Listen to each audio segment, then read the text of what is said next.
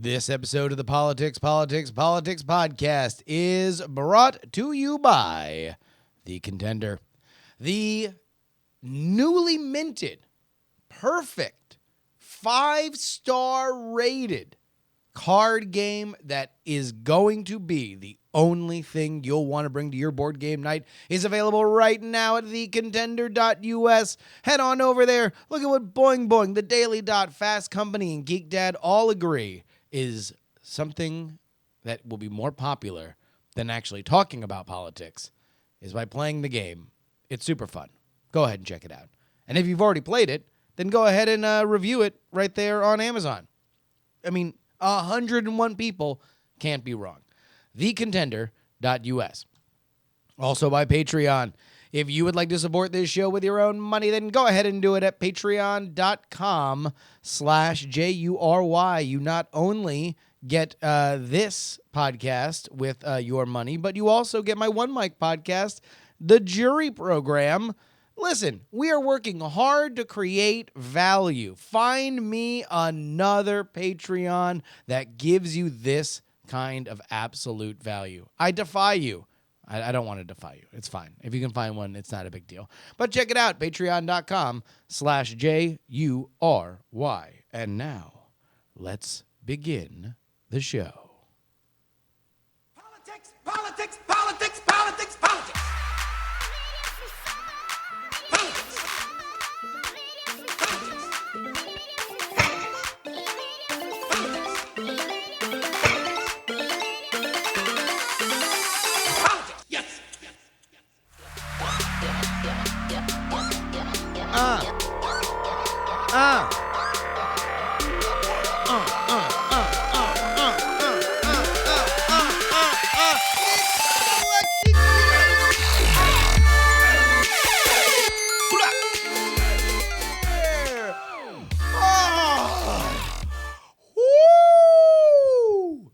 Oh my God. That was a long one. That was a really long one, you guys. I've been holding my breath since Obama got reelected.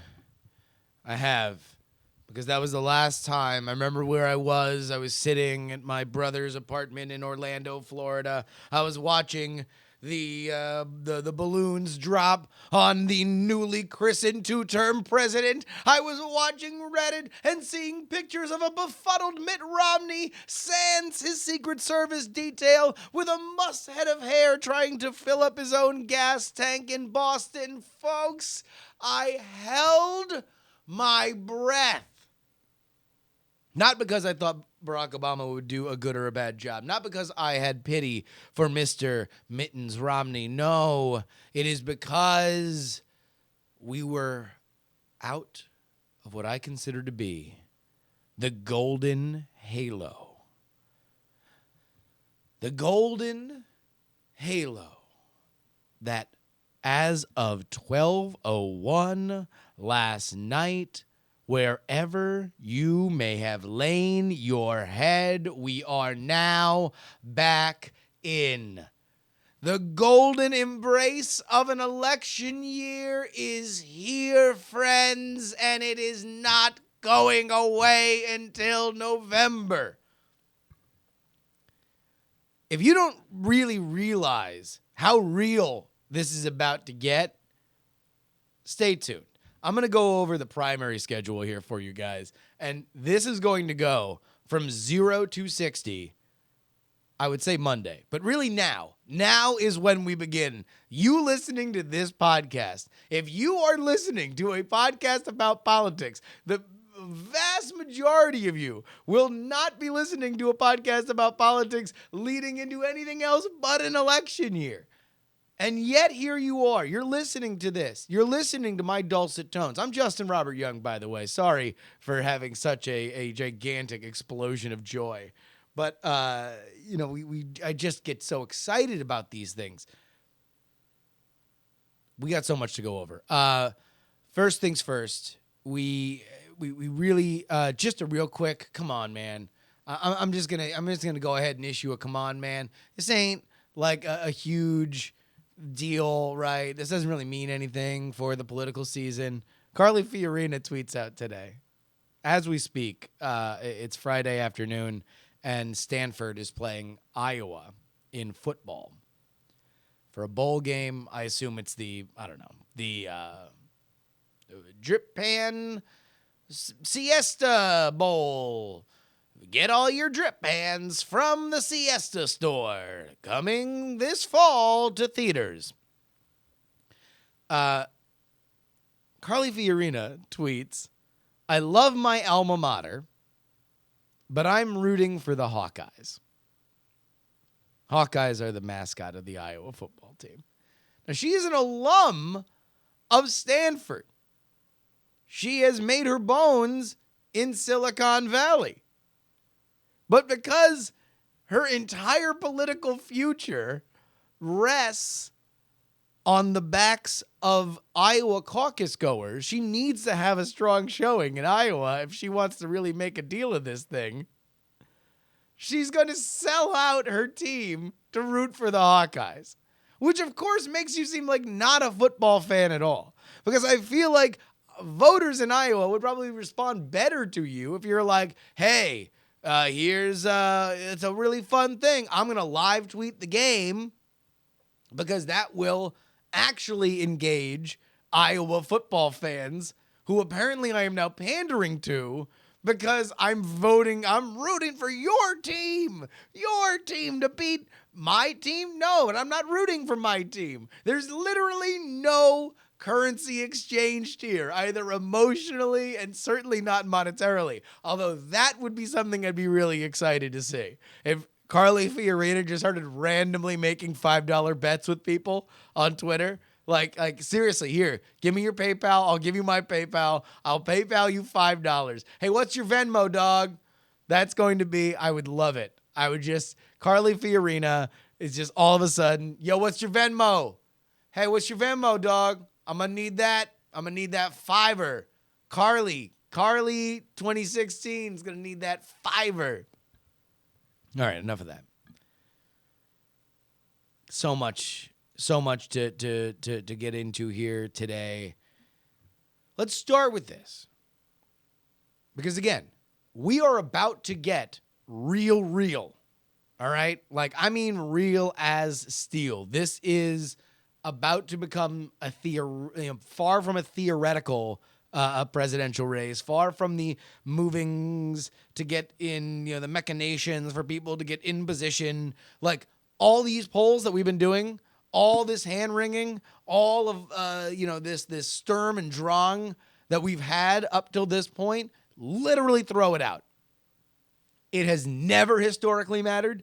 If it historically matters this year, this election season, it will be the first time that shit that happened before New Year's really affected or made a material difference to everything that happened afterward. Now, that's not to say that, like, from the candidate's perspective, they better have their house in order. They better have their strategies. They better have their pathways to victory. They better have their money secured. Like that, all behind the scenes stuff, that's got to happen. But anything that we see as outsiders, it doesn't matter. It literally doesn't matter. Everybody replace what we've seen so far, and holy crap, has there been a lot of it. Replace it with 4 cats rolling around in a little tiny adorable bucket.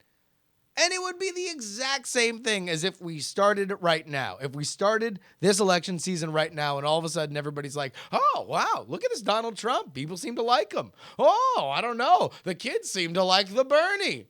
Like, you could start all of it today and everything would probably turn out however they're going to turn out, because it's what happens now that matters. Really, the only major casualty to come out of pre-New Year's Eve is that Jeb Bush imploded. Which, that was going to happen anyway. So it's like, it really doesn't matter all that much. Okay, so here. Let's go ahead and take a look at the predictive betting markets. A lot of people are going to just listen to this podcast as the first one, right, that they listen to. So same thing with us. Ignore everything I've done up till now. Let's focus from here on out. So this is going to be a real table setting episode, okay? Let's start out with the predictive betting markets. Again, anybody who wants to make money, can go ahead and take a look at the betting odds. I am looking at Paddy Power, the Irish betting site, where they bet on everything over there. Those crazy people. So let's go ahead and take a look at the odds. Marco Rubio is your odds-on favorite at 7-4. All right. If you are unaware of how odds work, the last number, so 4, you have to lay $400, and if Rubio won, you would get $700 back. Okay? That's what that means.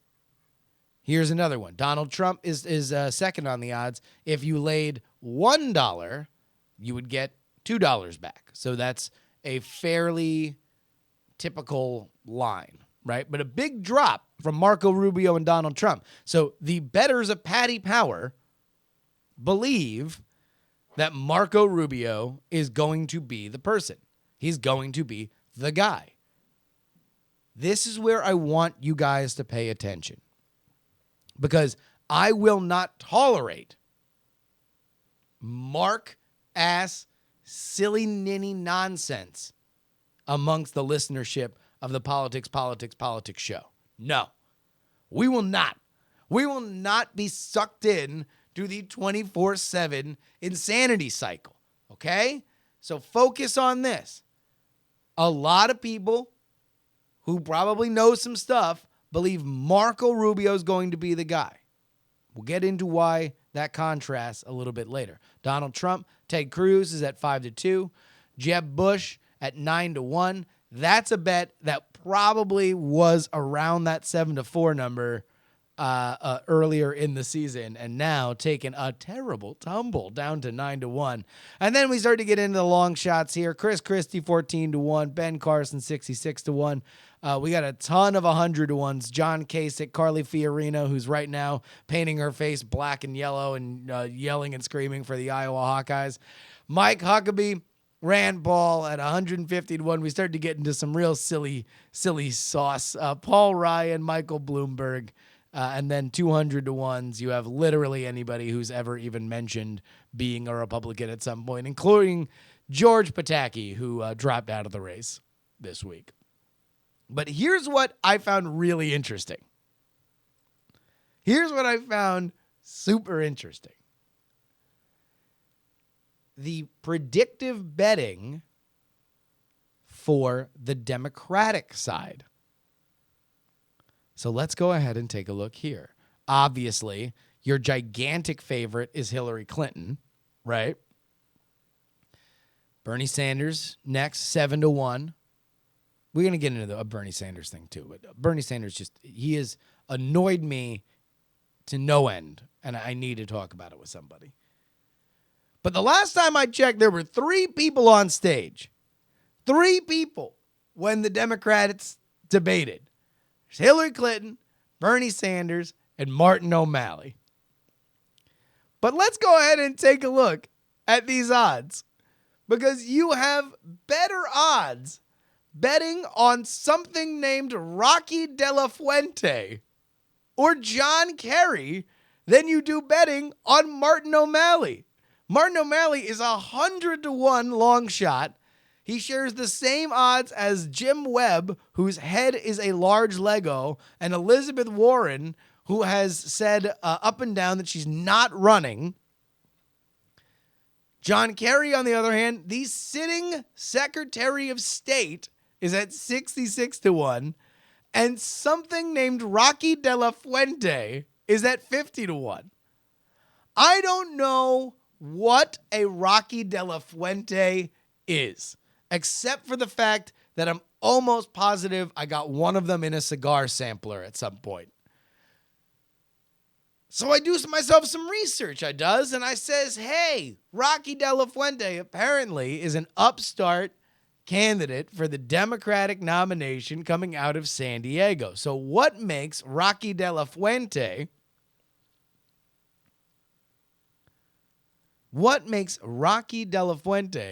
a more attractive candidate for bettors than Martin O'Malley?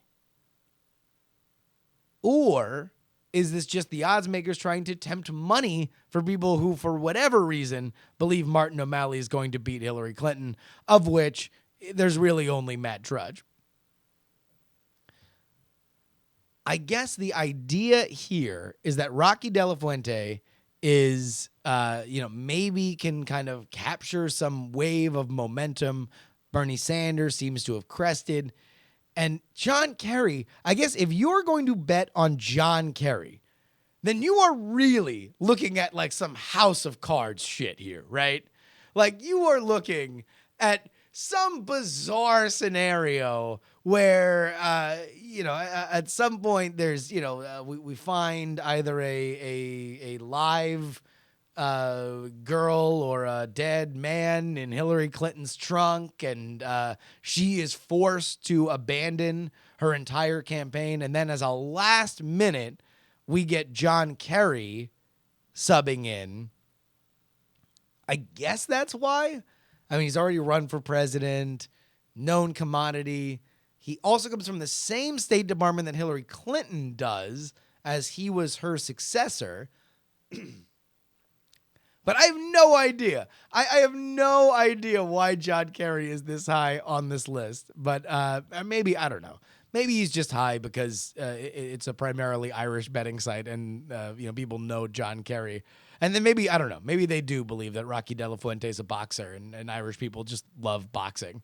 Maybe they believe that he's like, Conor McGregor's sparring partner and they're just so excited about it that they're going to go ahead and vote for it. Yeah, Rocky 2016.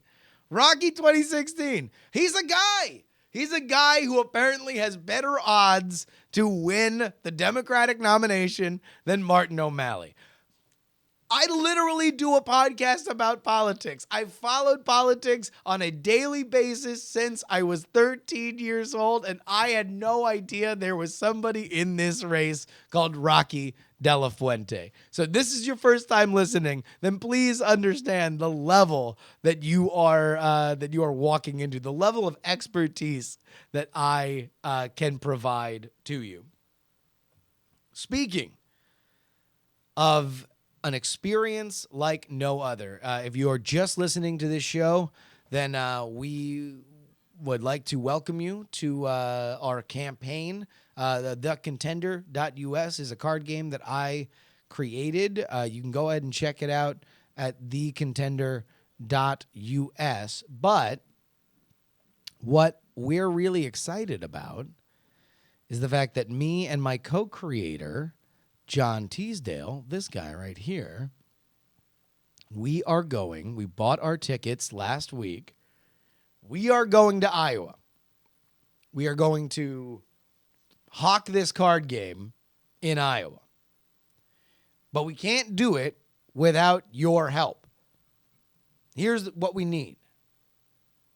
We need any and everything that you would ever, if you are into politics, and I assume you are if you're listening to this show, let me know if you've ever just watched all the lunacy that goes on in Iowa when you have multi-million-dollar campaign apparatuses that descend on this state that has about 3 livable cities. I'm taking big shots before I go there.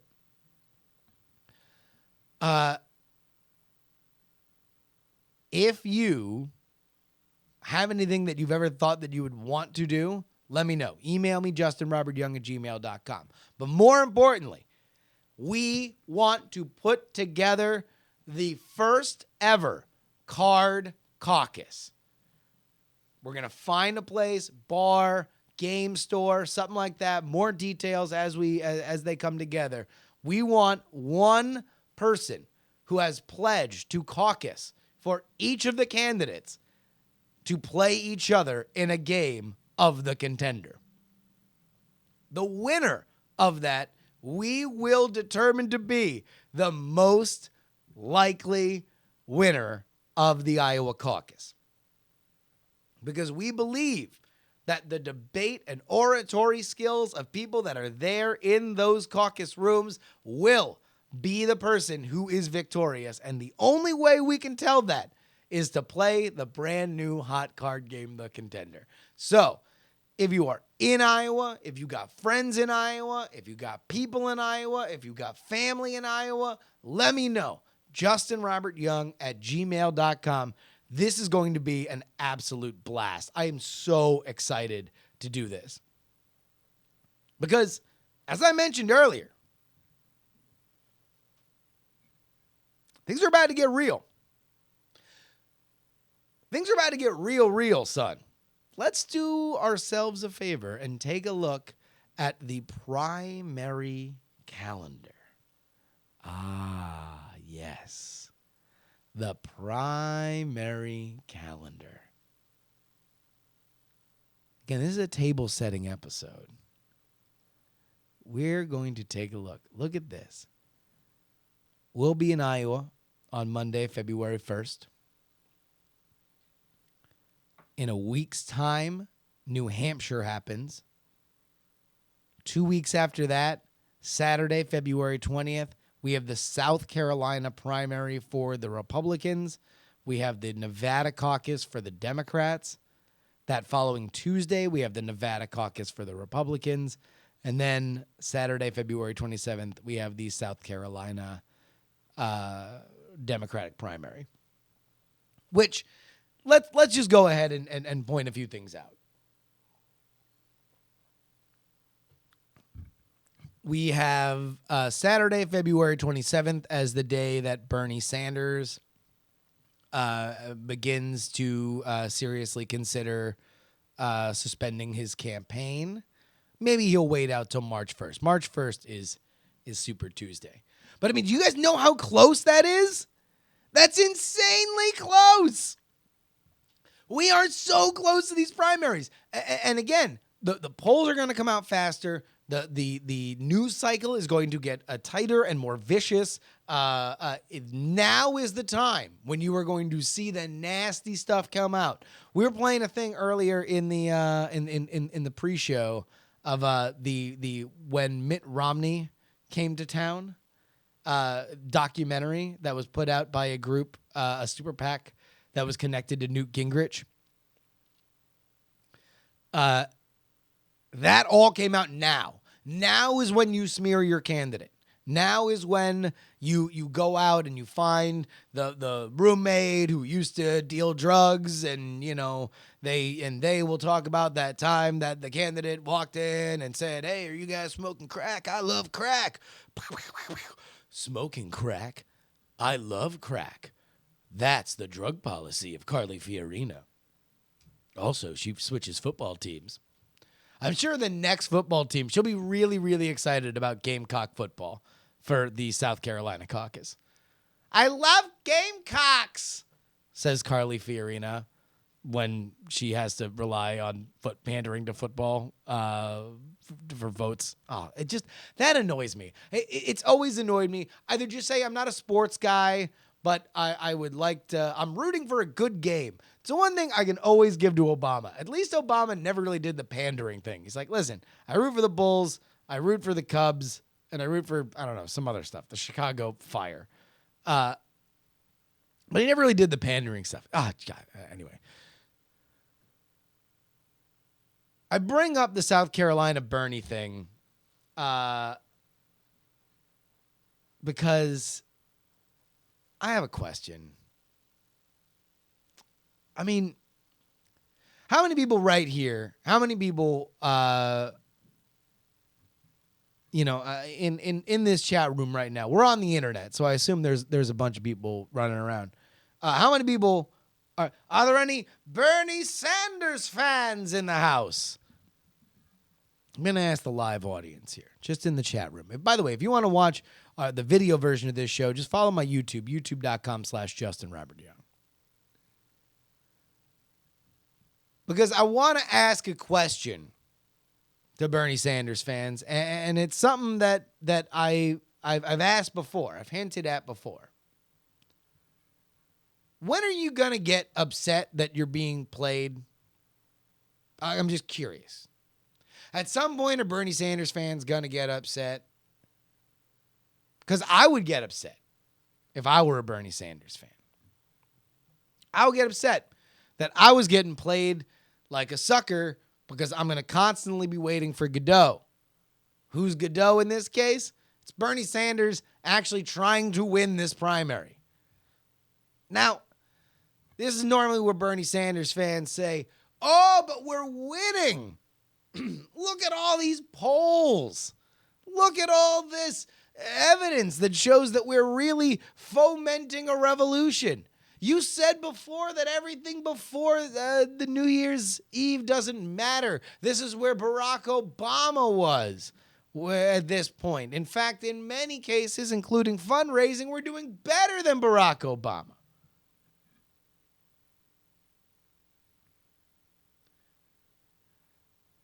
But Barack Obama was trying to win.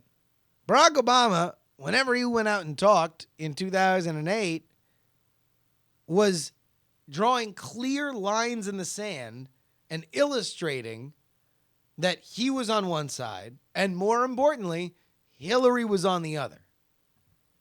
It took a lot of that, along with a once-in-a-generation kind of young, exciting political animal who happened to also be a black guy, to unseat Hillary Clinton.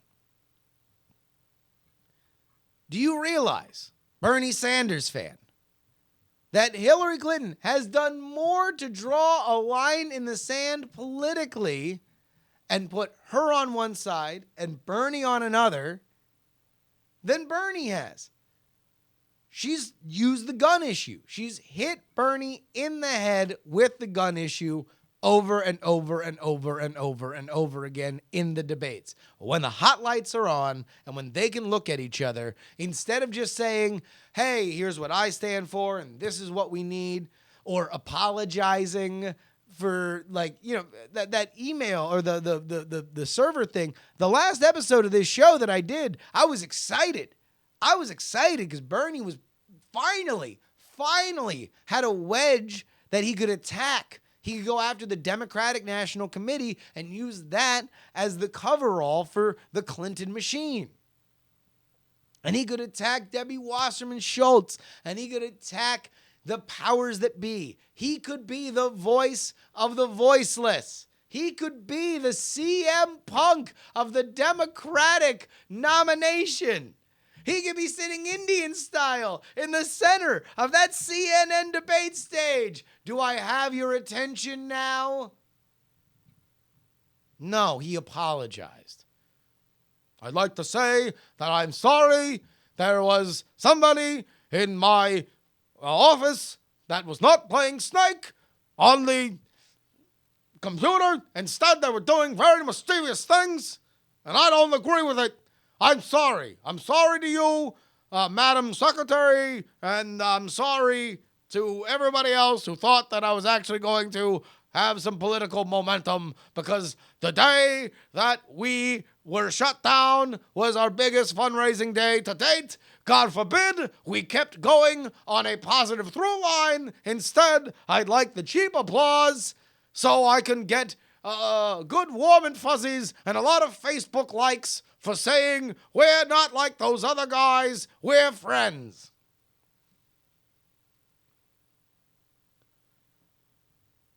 You know, like, there's no political gain. Well, actually, I correct myself. There is a political gain. There is no gain in winning the Democratic nomination by holding hands with everybody else on stage and saying, we're all friends, we're morally superior to the other side. None. Doesn't benefit Martin O'Malley, doesn't benefit Bernie Sanders. Benefits Hillary Clinton because it essentially says, hey, don't you like us? Wouldn't we look great on one ticket if you just froze the picture right there? I don't know. Bernie Sanders can be Secretary of, accounting or something. You want to know what it does for Bernie Sanders?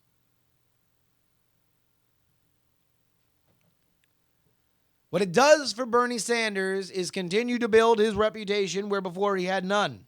He had no national profile. He now does. He didn't know Killer Mike. Now he does. Bernie Sanders is setting himself up to write a book, to appear on MSNBC, to do what famous liberal people do. Maybe he'll make a documentary like Al Gore did. But he's going to be famous, okay?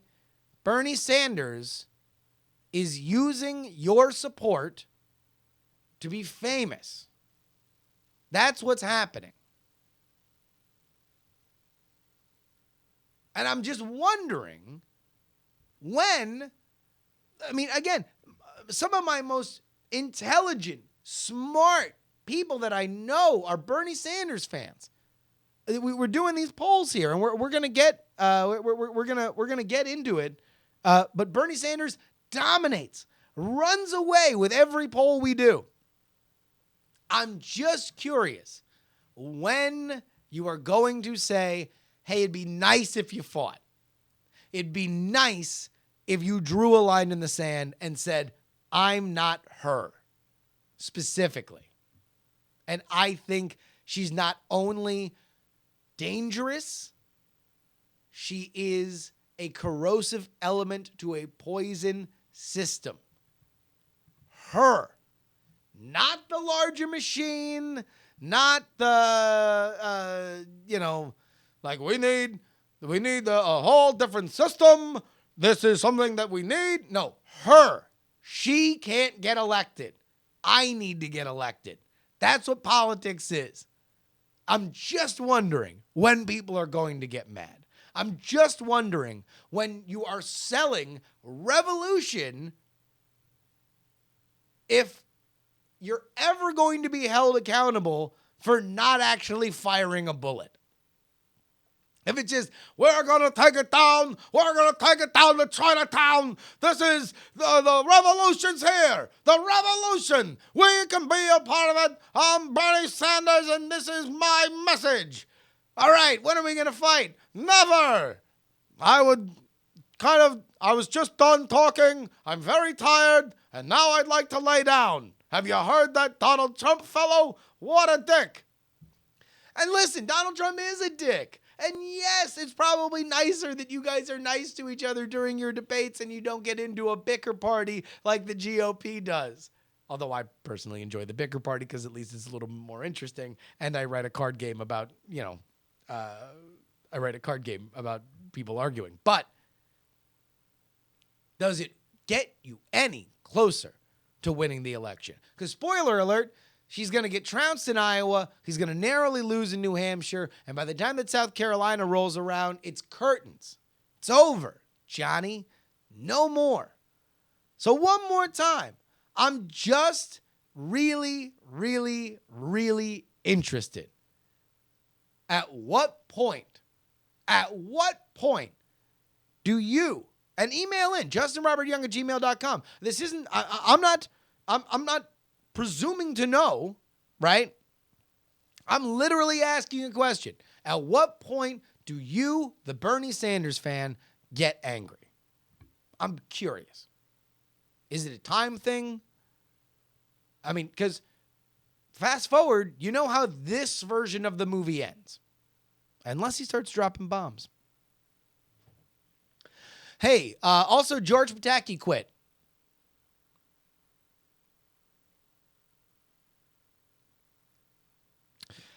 And that about brings us to the end of our George Pataki quitting segment of the program. If you've never heard the show before, there is something that I am very proud of. It is our weekly look at one of the polls that is shaping the 24-hour news cycle. Now, we could just read it. We could just go ahead and let you guys know the numbers. But we do it a little different here on this show. We do. We like to get a little cleaned up. You like to slap on that Dracar Nor? You like to get in one of those free limos they offer you out there on the strip? And we like to get ready for a pole dance! Making our way to the Gravis poll. Polling over 406 registered GOP voters in the state of Nevada with a 5% margin of error using robotic calls. Unlike the desert, these candidates are the opposite of dry, just thinking about that Nevada caucus. Let's start with the daytime shift. 5% for Chris Christie, Jeb Bush, and Carly Fiorina. Just on their heels is gentle Ben Carson. But your headliners, come on and peel off a couple of ones and make them feel welcome.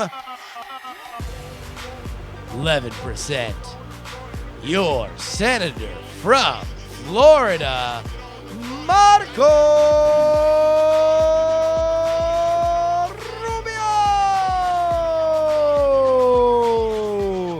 20%.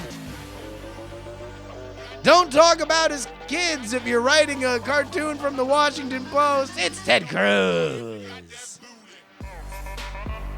But look, he didn't ask for these numbers.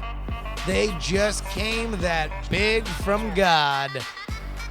Ladies and gentlemen, your number one pollster, Donald Trump, with a commanding 33%.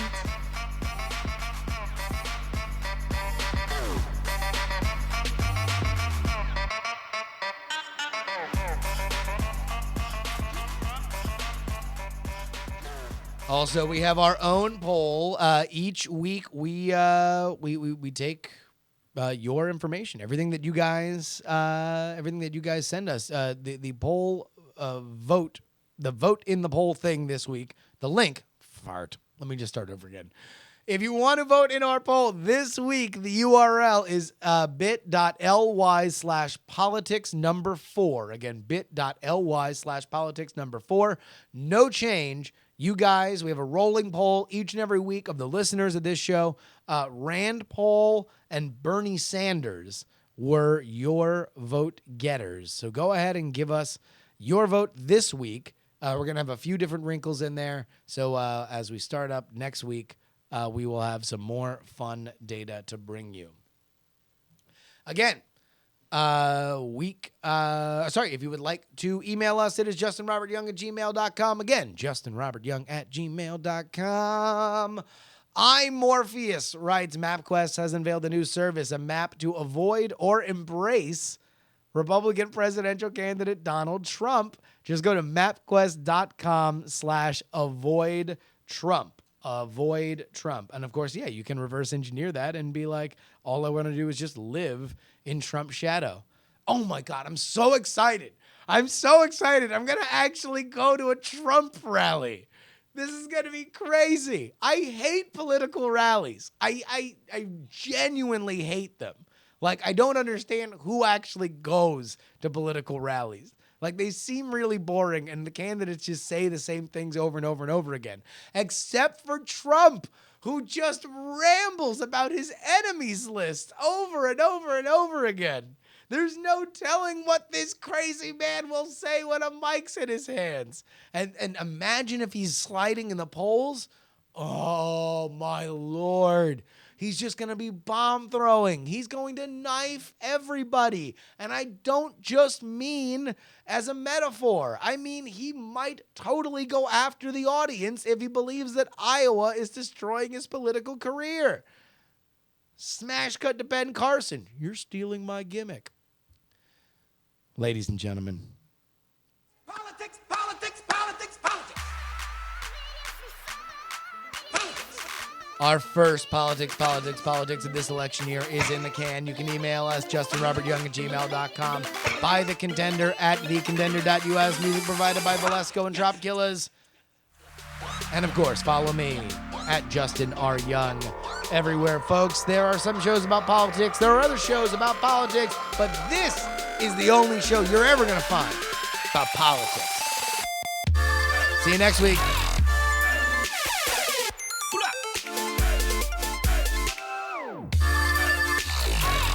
Diamond Club hopes you have enjoyed this program.